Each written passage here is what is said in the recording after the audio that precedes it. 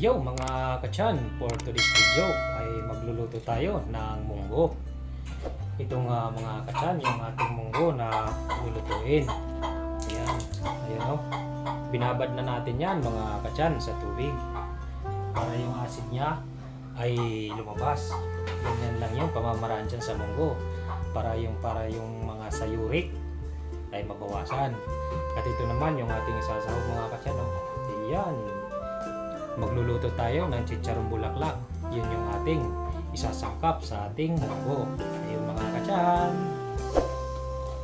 At yun mga kachan, habang nakababad itong ating munggo, pakukuluan naman natin itong ating bulaklak ng karne. Laman loob, bulaklak yan mga kachan. Lalagyan lang natin yan mga kachan itong ating dahon laurel. Lalagyan din natin yan ng paminta. Yan mga kachan, pakukuluan lang muna natin to. Pagka nakulo na, palalamigin natin, sabay piprituhin yan mga kachan. Ayan, palambutin lang natin yan mga kachan. Yun mga kachan, pagka ganyan na yung itsura ng ating pinakuluan na bulaklak ng baboy, yan, patayin lang natin yung apoy. At yan mga kachan, ito ilipat lang natin dito sa ating plato. Patutuluin lang natin yan mga kachan at palalamigin.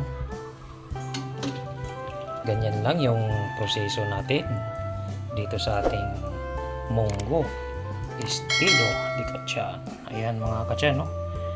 Yan, palalamigin lang natin yan mga kachan at piprituhin natin. Pakikrispy natin yan mga kachan. At yun mga kachan, ito na yung pinalamig nating bulaklak ng baboy. Lalagyan lang natin yan ng asin. Yan. At yun mga kachan, naghugas na pala ako ng kamay. Daming hugas na ako. Gaganyan na lang natin yan para yung asin makalat dun sa bulaklak. Yan. Yun mga kachan, nag-usok-usok na yung ating mantika.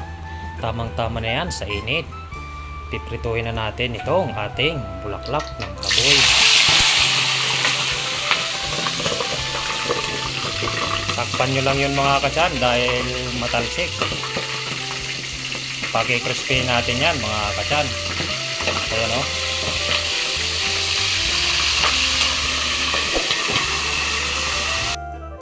Yung mga kachan, yan, pag nagpapakrispy kayo ng ganyan na bulaklak, yan o, yan, tanggalin muna natin yan at palalamigin muna natin yan ulit. Tapos mamaya isasalang din natin yan para lalo maging crispy na crispy yan mga kachan. Isalang naman natin tong pangalawa.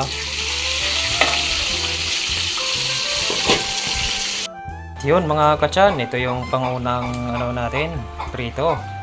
Sasalang natin ulit ito para maging crispy na siya sa pangalawang pagprito mga kachan. Yan, takpan lang natin yan, papakrispy natin. Yan na yan mga kachan, no? Crispy na yan, no? Oh, tunog pa lang, crispy na. Na natin yan. Uy. Tanggalin na natin, no? Yan, no? Kita nyo naman mga kachan, no? Yan, no? Crispy na yan. Oh. Yan ang itsura mga kachan, no? Talagang lumubo na, eh. Crispy na yan mga kachan. Ayan o. Yummy. Yan mga kachan o. Ito na yon mga kachan, yung pinakrispy natin o. Tingnan nyo.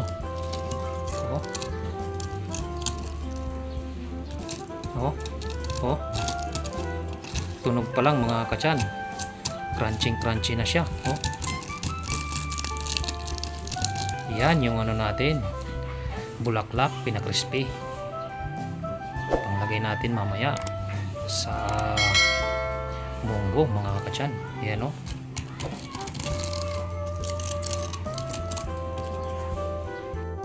At yun mga katsan, ito naman yung ating sangkap na gagamitin. Nakapaghiwa-hiwa na tayo. At ito naman yung karne. Hiniwa-hiwa natin yan sa maliliit. At ito na yung munggo mga katsan. Yan o. Linis na yan. Yan mga katsan. Proceed na tayo mga katsan sa ating paggisa. Ayun mga katsan. Gisayin na natin. Unahin natin itong sibuyas.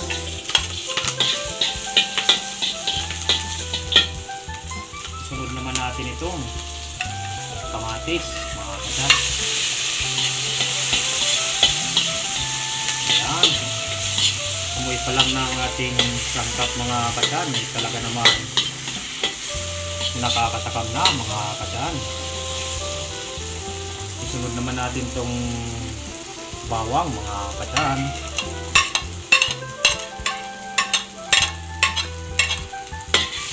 Ayan. Mekos lang natin yan mga katsan. Amoy ko lang talaga ng sangkap mga katsan. Talagang natatakam na ako mga katsan. At yun mga katsan, pagka ganyan na yung itsura ng ating mga sangkap, isunod na natin itong karne. Ayan mga katsan, isunod na natin yan.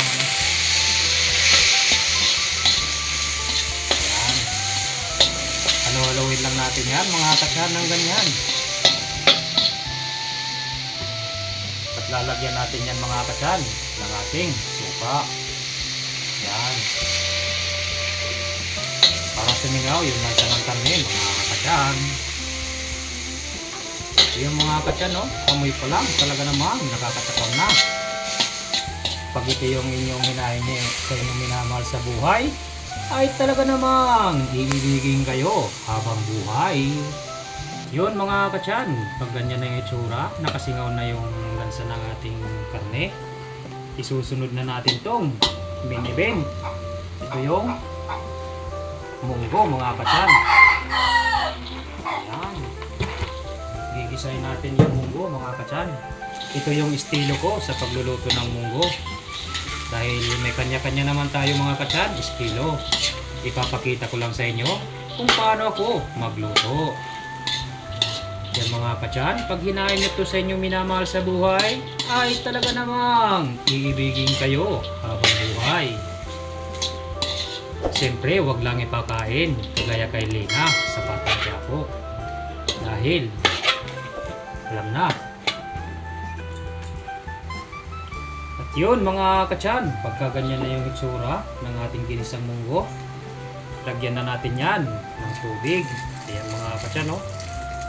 Ayan. Medyo damihan natin ng tubig mga katsan. Dahil sisip-sip yung ano natin, yung munggo. Yan mga katsan, ganyan lang. Tapos antayin natin yan, takpan lang natin yan mga katsan. At yun mga katsan, i-check na natin. Ay, ganyan na yung itsura mga katsan. Pagka ganyan na yung itsura ng ating pinakuluan ng munggo, ilagay na natin itong ating asin mga katsan. Tansyahin nyo lang yung asin mga katsan, yung hindi kayo maalatan. At ilagay na rin natin itong pamintang pulbos. Yan mga katsan, ilagay na natin yung ating mga pampalasa. Ito mga katsan, ito yung ating gagamitin, pampalasa. Seasoning mga katsan, huwag nyong dadamihan, tama-tama lang. Yung sakto lang na inyong ilalagay.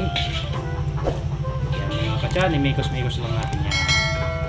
Habang minimikos-mikos natin to mga katsan, shout out sa ating mga solid followers at saka sa mga viewers at saka sa mga sharer ng ating mga video. Maraming salamat sa inyo mga katsan.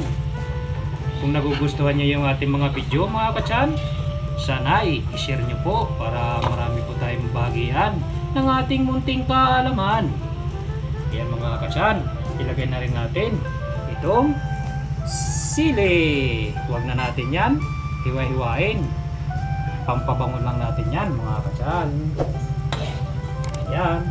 Takpan na natin ulit yan mga kachan dahil malagay na natin yung mga seasoning.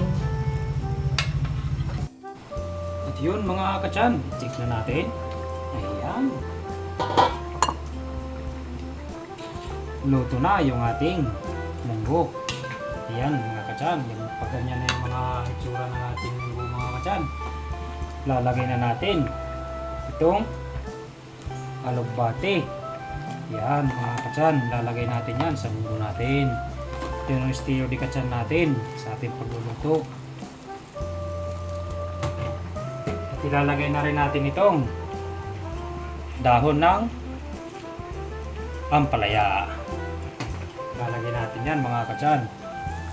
Mikos-mikos lang natin yan ng ganyan.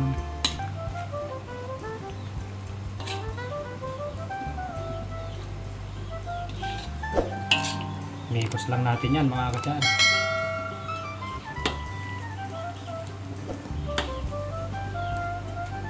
Ayan. Pag naganyan na natin mga kachan, takpan lang natin at mamaya luto na yan. At yun mga kachan, i-check na natin. At yun, kitang-kita nyo naman mga kachan, lutong-luto na itong ating munggo, estilo di kachan. At yun mga kachan, kung umabot kayo sa video ito, maraming salamat sa inyong patuloy na pagsuporta mga kachan. Kung nagustuhan nyo yung video ito mga kachan, pakishare na lang po para marami tayong mabagian ng ating munting kaalaman mga kachan. At yun mga kachan, maraming salamat. Hanggang sa susunod natin mga video mga kachan, maraming salamat. God bless po.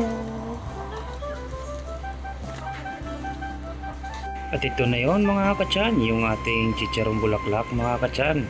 Nilagay natin yan topping sa ating munggo. Ayan na yun mga kachan, yung itsura niya talagang nakakatakam mga kachan.